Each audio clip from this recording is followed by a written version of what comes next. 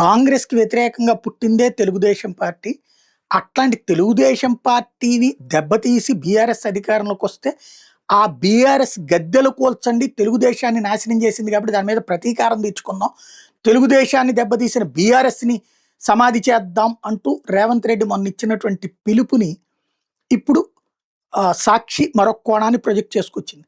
వాస్తవంగా భారతీయ జనతా పార్టీని రెచ్చగొడుతోంది. రాహుల్ గాంధీకి తెలుగుదేశానికి మంచి సంబంధాలున్నాయి.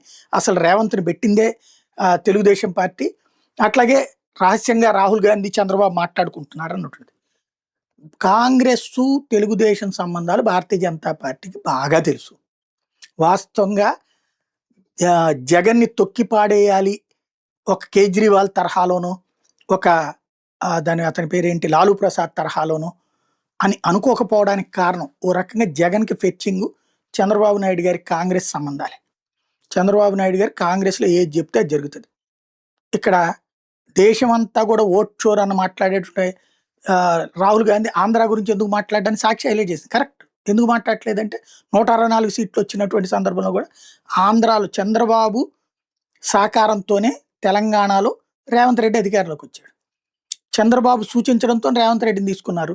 రేవంత్ రెడ్డికి పీసీసీ ఇచ్చారు. రేవంత్ రెడ్డి సీఎం అభ్యర్థిగా చెప్పారు.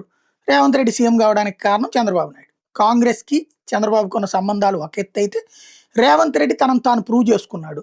ఆ డబ్బులు చంద్రబాబు ఖర్చు పెడితేనా, లేకపోతే రేవంత్ రెడ్డి ఎక్కడి నుంచి కలెక్ట్ చేసుకొచ్చి పెట్టాడా తెలియదు. బట్ డబ్బులు సమకూర్చుకుని జాగ్రత్తగా పార్టీని అధికారంలోకి తీసుకొచ్చాడు. ఇప్పుడు చంద్రబాబు గారికి కాంగ్రెస్‌కు ఉన్నటువంటి ఆ సాన్నిహిత్యం తెలీదా భారతీయ జనతా పార్టీ అధినాయకత్వానికి? అమిత్ షా అంత పిచ్చోడా? ఇంటెలిజెన్స్ ఉండదా? ఖచ్చితంగా తెలుసు. అందుకనే జగన్‌ని తొక్కి పడేయడానికి కేంద్ర సంస్థలను వాడట్లేదు వాళ్ళు. అదే సందర్భంలో అలాగని చంద్రబాబును వదులుకునే పరిస్థితుల్లో లేరు వాళ్ళు.